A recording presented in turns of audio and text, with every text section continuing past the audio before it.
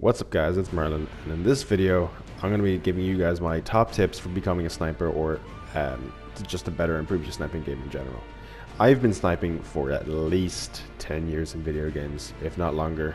In Modern Warfare 2 I was a quick scoper through and through, but in Destiny it's very different. All the sniper rifles in Destiny are different in some way, whether it's more handling, quicker ADS, better reload speed. There's a lot of variation in all the snipers that are in the game at the moment. And what you're going to want to do is find your sniper. That's tip number one. Find the sniper rifle that you feel most comfortable with. It doesn't matter what other people think. If they think like, oh, Battle of the Fox is the best, or the Supremacy is the best, or Ficker's Foul, or whatever. Use what you like. Use a lot of different sniper rifles so you can find out your favorite archetype, whether it's like a 72 RPM, a 90 RPM, doesn't matter. Use what you feel comfortable with.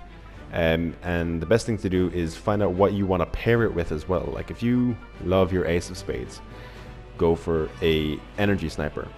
If you love, I don't know, your Nula's Howl or something along those lines, maybe your Kindle Door Kit, use a kinetic one. I prefer using kinetic snipers like the Battle of the Fox, which I've been using since the Iron Banner before last, and I have not put it down. I love it. On your sniper, you're really going to want like snapshot or quick draw as well. There's a lot of other secondary perks like explosive payload and field prep. Those are down to your personal preference, but I would almost say that snapshot or quick draw is a 100% necessity. Next up, tip number 2, handling your flinch. When you know your sniper rifle, you know the sort of rhythm it will take before the reticle drops back down. You will also need to sort of feel the rhythm of incoming fire as well, so you've got a good idea of when it's a good time to fire. Now this isn't something that you can just learn. You're going to have to feel it, and you're going to have a lot of errors, but you'll eventually get it. Next up, map and spatial awareness. So when you're loading into a game as a sniper, you're going to want a lane, because running and gunning and quick scoping isn't super viable in Destiny as compared to like other games. It's kind of a halfway between say Battlefield and Call of Duty. Now for map awareness, you can load into a private match wherever you want, whatever map. I would suggest doing all of the maps so you've got sort of the best coverage of areas you can learn. Know those lanes that you can watch, and for the spatial awareness you're going to need to know all the cover you can hop into, and what lanes you are sort of opening yourself up to when you're looking down one lane.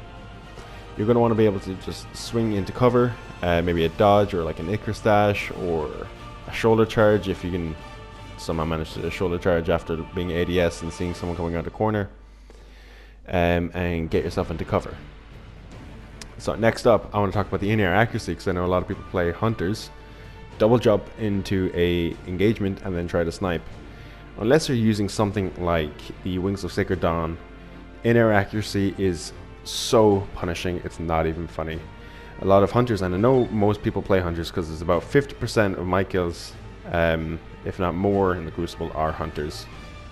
Don't double jump into an engagement and then try to snipe, because you will be a sitting duck, your accuracy will be shocking, and you will be taken out before you can land any shots.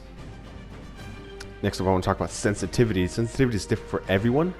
I play on somewhere between 7 and 9 sensitivity. Now, that's very high for a sniper, so a lot of people would prefer to be on like something like 6 or 5.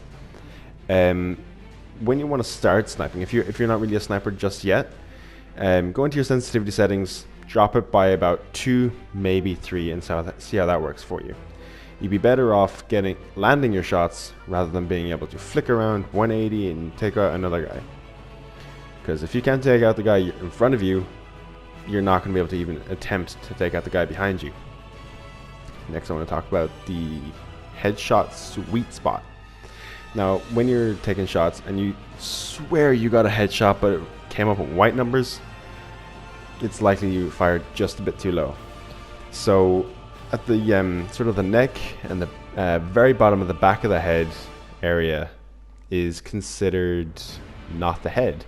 So you kind of want to be aiming for about sort of, I guess, jaw level and up, which is, and to just below the health bar, or a little bit below the health bar, because there's an area just above where the head actually is that's considered the hitbox as well. I don't know why, but it is.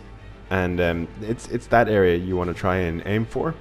You can always try and get a friend to go into the crucible with you, practice on them, or go over to a wall, fire a few shots, and use that as a target area.